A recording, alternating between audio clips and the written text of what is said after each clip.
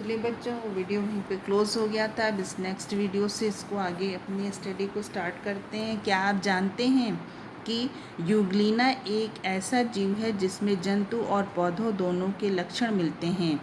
यानी यूग्लिना एक ऐसा जंतु है बच्चों जिसमें पौधे के भी लक्षण मिलेंगे और जंतु के भी। ये एक कोशिकीय जीव है। एक कोशिकीय आप समझते हैं, जिनका शरीर एक कोशिका से बना हो, वो अपने सारी जैविक प्रक्रियाएं एक ही सेल के द्वारा करते हो, जैसे पोषण, जनन, उत्सर्जन, प्रजनन। वो सारे सब क्या है, एक ही सेल के द्वारा अपने पूरे अपने लाइफ को कंप्लीट करते हो।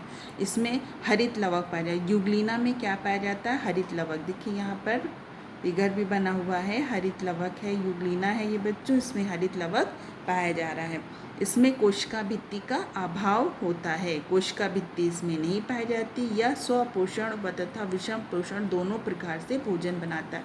यानी ये भोजन को बनाता भी, स्वपोषण भी होता है इसमें, और विषम पोषण भोजन के दूसरों से भी प्राप्त करता है। इसमें दोनों प्रकार के लक्षण पाए जाते हैं। तो इस तरह के जीवों में जो वर्गीकरण में द्विजगत वर्गीकरण में कुछ कमियां थी। इस तरह के जीवों का वर्गीकरण उसमें नहीं दर्शाया, वर्गों को इस तरह के जीवों का वर्गीकरण उसमें देखने को नहीं मिला। ये उनकी क्या थी? कुछ कमियां थी। यानी कि जो एक कोशिकीय जीव थे या जिसमें पौधे और जंतु दोनों के लक्षण पाए जाते थे, जो स्वपोषण विषम पोषण दोनों प्रकार से भोजन प्राप्त करते थे, इस तरह के जीवों का द्विजगत वर्गीकरण में कमियां थी।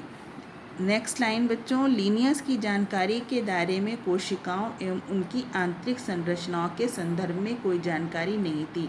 लीनियस की जानकारी जो थी बच्चों, उसके दायरे में कोशिकाओं और उसकी आंतरिक संरचनाएं जो थी उसके संदर्भ में कोई जानकारी नहीं थी। समय के साथ सूक्ष्मदर्शी की आवर्धन क्षमता बढ़ने के आविष्कार होते रहे। जैसे जैसे बच्चे समय बढ़ा, सूक्ष्मदर्शी को देखने की पावर भी बढ़ी, और महीन से महीन चीज़, और महीन से महीन चीज़, जो चीज़ें हम अपनी नेकेड आई से नहीं देख सकते थे, उसको हम क्या करते, माइक्रोस्कोप के थ्रू देखने की क्षमता बढ़ी, जिससे जीवों में विविधता का और गहन अध्ययन संभव हुआ। यानी कि पहले तो द्विनाम जब वर्गीकरण हुआ था द्विज जगत का बच्चों, तब तक क्या था कि उन्होंने शारीरिक आंतरिक संरचनाओं की कमी थी उसमें, और जैसे जैसे माइक्रोस्कोप डेवलप होते गए, उसकी आवर्धन क्षमता बढ़ती गई बच्चों, तो क्या हुआ कि उसमें जीवों की और सूक्ष्म से सूक्ष्म विविधता देखने को मिली उसमें। मतलब जब माइक्रोस्कोप का आवर्धन क्षमता बढ़ी तो जीवों में विविधता का गहन अध्ययन हुआ, उसमें और भी सूक्ष्म से सूक्ष्म देखने की क्षमता बढ़ी। अतः लीनियस जीवों की कोशिकाओं की आंतरिक संरचना अपने वर्गीकरण में स्थान को नहीं दे पाए। तो लीनियस क्या थे बच्चों? वो लीनियस ने क्या किया कि वो जो उन्होंने जो गहन अध्ययन किया था, उसमें कोशिकाओं की आंतरिक संरचना के आधार पर वो वर्गीकरण को नहीं दे पाए। जैसे जैसे कोशिकाओं की आंतरिक संरचना के विषय में जानकारी बढ़ती गई, नए जीवों का पता चलता गया। जैसे जैसे बच्चों जानकारी बढ़ती गई और नए नए जीवों का पता चलता गया, वैसे वैसे वर्गीकरण के नए आधार मिलते गए। इसके साथ ही वर्गीकरण के नए तरीके भी खोजे गए। ऐसा एक वर्गीकरण 1969 में R.H. विक्टर ने दिया था। व्हिटेकर के संपूर्ण जीव जगत को 5 जगत में वर्गीकृत किया गया। इस वर्गीकरण के मुख्य आधार थे। व्हिटेकर ने बच्चों क्या किया था? 1969 में वर्गीकरण का आधार दिया था, और इस आधार के मुख्य आधार क्या थे, इसको देखते हैं। फर्स्ट था केंद्रक झिल्ली की अनुपस्थिति व उपस्थिति। यानी केंद्रक झिल्ली की किसमें केंद्रक झिल्ली उपस्थित है, किसमें उपस्थित नहीं है, उसका आधार उन्होंने क्या दिया था? प्रोक्रियाटिक व यूक्रियाटिक। फिर संगठन का स्तर, कि स्तर क्या है ये, कि एक कोशिकीय जीव है कि बहुकोशिकीय। फिर पोषण प्राप्त करने की विधि, इन्होंने 3 आधार दिए। एक तो केंद्रक झिल्ली का आधार लिया था कि केंद्रक झिल्ली में केंद्रक झिल्ली जिसमें उपस्थित है या उपस्थित नहीं, उसको प्रोकैरियोटिक और यूकैरियोटिक। संगठन का स्तर लिया था, यानी कि किस तरीके से बनावट है, वो एक कोशिकीय है कि बहुकोशिकीय है। और तीसरा आधार उन्होंने लिया था पोषण, यानी वो अपना भोजन कैसे लेता है, वो स्वपोषी है, स्वयं बनाता है, या फिर वो भोजन के लिए दूसरों से प्राप्त करता है, या विषमपोषी है। ये 3 आधार थे, यानी कि केंद्रक झिल्ली की उपस्थिति अनुपस्थिति का आधार, दूसरा संगठन का स्तर कि एक कोश के या बहुकोश के, तीसरा पोषण प्राप्त करने की विधि कि वो स्वपोषी है या विषमपोषी है। फिर देखते हैं बच्चों, नेक्स्ट स्टेप है, नेक्स्ट पॉइंट है हमारा व्हिटेकर का वर्गीकरण। इनका वर्गीकरण क्या था? देखिए, पूर्व पद्धतियों की अपेक्षा वर्गीकरण की 5 जगत की प्रणाली अधिक विकसित प्रतीत होती है। पूर्व पद्धतियों की अपेक्षा वर्गीकरण की 5 जगत की जो प्रणाली थी वो अत्यधिक विकसित हुई। इसमें जीवों की विविधता पर और अधिक बेहतर तरीके से विचार किया गया। इसमें जीवों की विविधता यानी जीवों की जो आपस में भिन्नताएं थी उस पर और बेहतर तरीके से विचार किया गया, सोचा गया, समझा गया। इस प्रणाली के संपूर्ण जीव जगत को निम्नलिखित 5 जगत में वर्गीकृत किया। तो इस प्रणाली ने पूरे जीव जगत को, यानी जीव जगत में जो अभी हमने पढ़ा था जंतु जगत, पादप जगत दोनों आते हैं, उसको निम्नलिखित 5 जगत में उन्होंने वर्गीकृत किया। देखिए, 5 जगत में फर्स्ट है बच्चों जगत मोनेरा, सेकेंड है जगत प्रोटिस्टा, थर्ड है जगत फंजाई, फोर्थ है जगत प्लांटी, फिफ्थ है जगत एनिमेलिया। यानी 5 जगत में पहला हमारा जगत मोनेरा है, दूसरा जगत है प्रोटिस्टा, तीसरा बच्चों जगत फंजाई, फोर्थ है जगत प्लांटी, फिफ्थ है जगत एनिमेलिया। अब इसको देखते हैं। देखिए, उन्होंने सजीव को 2 में इस तरीके का वर्गीकरण, देखिए बच्चों, सजीव को 2 में बांटा, एक तो प्रोकैरियोटिक और यूकैरियोटिक। प्रोकैरियोटिक में कौन से रखे गए बच्चों? जो एक कोशिकीय जंतु थे। एक कोशिकीय जंतु को क्या बोला उन्होंने? मोनेरा। क्या नाम दिया? मोनेरा। अभी आपने जगत मोनेरा यहाँ पर देखिए ऊपर पढ़ा है ना। तो सजीव को 2 में बांटा जाता है, यानी प्रोकैरियोटिक, यूकैरियोटिक। और प्रोकैरियोटिक मतलब क्या था बच्चों? एक कोशिका, एक कोशिका यानी कि मोनेरा। अब मोनेरा में देखिए जीवाणु आते हैं हमारे, जैसे बैक्टीरिया, जीवाणु को इंग्लिश में बैक्टीरिया कहते हैं। ये सब क्या है? एक कोशिकीय जंतु हैं।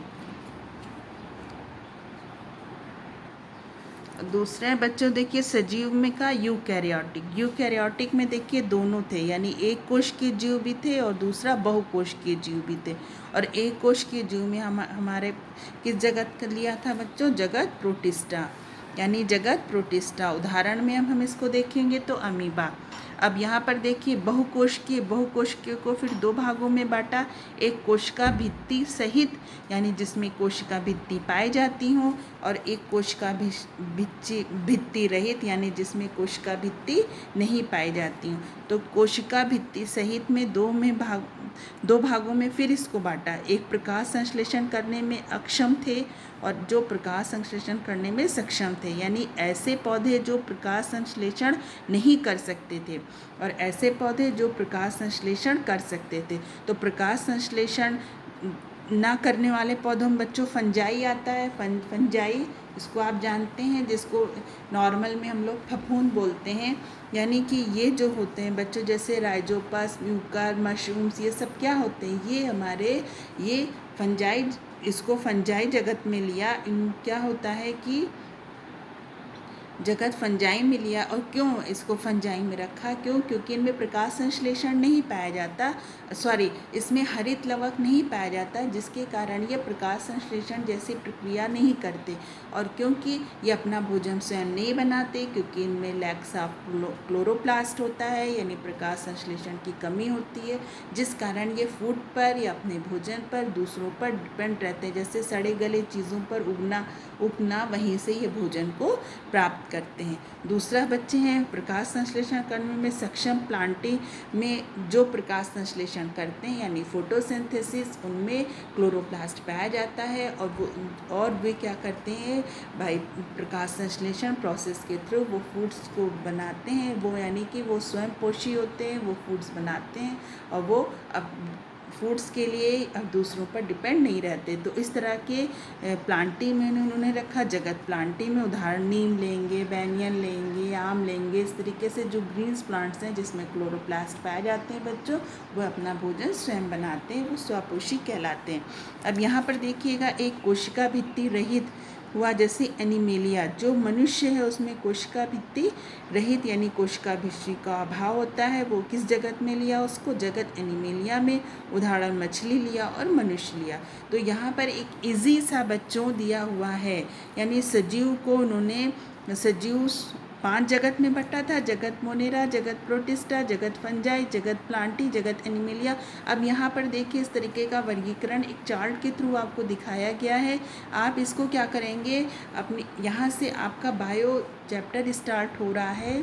न्यू आपका यहाँ पर है बायो चैप्टर। यहाँ से क्या करेंगे बच्चों, आप लोग अगर आपकी बहुत नोटबुक मोटी है तो फिर आप उसमें 3 पोर्शन कर लेंगे। अगर आपने अलग अलग बनाए हैं बच्चों तो क्या करेंगे, अलग एक कॉपी पे, यानी एक कॉपी पे इसको क्या करेंगे, शुरू में लेसन यहाँ पर लिखेंगे। ये भी होमवर्क में है बच्चों आपका।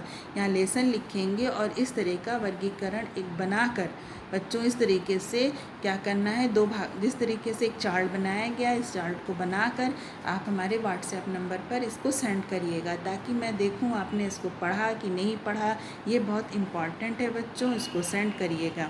ओके बच्चों, तब हम लोग फर्स्ट यहाँ पर देखते हैं जगत मोनेरा, यानी मोनेरा जगत के अंतर्गत सभी एक कोशिकीय झिल्ली रहित केंद्रक यानी प्रोक्रियाटिक कोशिका वाले जीव आते हैं। यानी कि जिसमें केंद्रक में जिसमें झिल्ली ना पाई जाती हो बच्चों, वो जीव और एक कोशिकीय प्रोक्रियाटिक कोशिका वाले जीव आते हैं जगत मोनेरा में। जगत मोनेरा का उदाहरण भी हम लोगों ने जीवाणु देखा था, बैक्टीरिया। तो बैक्टीरिया में क्या था, जिसमें झिल्ली एक कोशिकीय जीव है, जिसमें झिल्ली केंद्रक में झिल्ली नहीं पाई जाती, वो सारे जीव किस में आते हैं बच्चों, जगत मोनेरा। दूसरा है इस जगत के जीव स्वपोषी तथा विषमपोषी दोनों प्रकार के होते हैं। यानी जगत मोनेरा में स्वपोषी वे अपना भोजन स्वयं भी बना लेते हैं, विषमपोषी वो भोजन दूसरों से प्राप्त करते हैं। दोनों तरह के दोनों प्रकार के हो सकते हैं जो जीव हैं। इनमें इनकी कोशिका झिल्ली के चारों ओर कोशिका भित्ति पाई जाती है। यानी ये जो कोशिका झिल्ली होती है बच्चों, उसके चारों ओर क्या पाई जाती है, कोशिका भित्ति। इनकी कोशिका भित्ति पौधों की कोशिका भित्ति से भिन्न प्रकार की होती है। इनकी जो कोशिका भित्ति होती है बच्चों, वो पौधों की कोशिका भित्ति से अलग होती है। ये मुख्यतः पेप्टोग्लाइकेन यानी प्रोटीन एवं कार्बोहाइड्रेट से बने पदार्थ की बनी होती है। इनकी जो कोशिका भित्ति है बच्चों, वो किसकी बनी होती है, प्रोटीन और कार्बोहाइड्रेट्स के पदार्थ से बनी होती है, जैसे जीवाणु व एनाबिना। ये इसका क्या बच्चों एग्जाम्पल है। देखिए, क्या आप जानते हैं 1 ग्राम उपजाऊ मिट्टी में लगभग 1 अरब तथा लगभग 1 मिलीलीटर ताज़े दूध में 30 अरब जीवाणु पाए जाते हैं। सोचिए, जीवाणु इतने सूक्ष्म, इतने छोटे हैं कि ये हमको दिखते नहीं हैं। नेकेड आई से हम इसे नहीं देख सकते। तो आप इमेजिन करिए कि 1 ग्राम उपजाऊ मिट्टी में कितने, लगभग 1 अरब के बराबर, और 1 मिलीलीटर दूध, ताज़े दूध में जो आपके यहाँ मिल्क आता है उसमें 1 ml उसकी क्वांटिटी लेके देखिएगा, 1 ml में लगभग 30 अरब जीवाणु पाए जाते हैं। देखिए, यहाँ पर कुछ जीवाणु के पिक्चर्स भी बनाए गए हैं। इसको भी आपको क्या करना है, पहले तो आपको एक पेज उस पर चार्ट बनाना है, फिर नेक्स्ट पर इस जीवाणु के पिक्चर्स को बनाना है। इसको पिक्चर भी बनाकर आपको सेंड करना है। जैसे इच कोलाई जीवाणु है, बैसिलस, एंथ्रेसिस और साइनोबैक्टीरिया यानी एनेबिना, ये तीनों जीवाणुओं के फिगर को बनाकर बच्चों ये भी व्हाट्सएप पर फोटो खींचकर सेंड करना है। ओके, नेक्स्ट अब हम लोग पढ़ते हैं जगत प्रोटिस्टा क्या है। देखिए, जगत प्रोटिस्टा में प्रोटिस्टा जगत के सभी जीव एक कोशिकीय झिल्ली सहित केंद्रक यानी यूकैरियोटिक कोशिका वाले होते हैं। अब यहाँ पर देखिएगा, जो जगत बच्चों प्रोटिस्टा है उसमें सभी जीव एक कोशिकीय होंगे।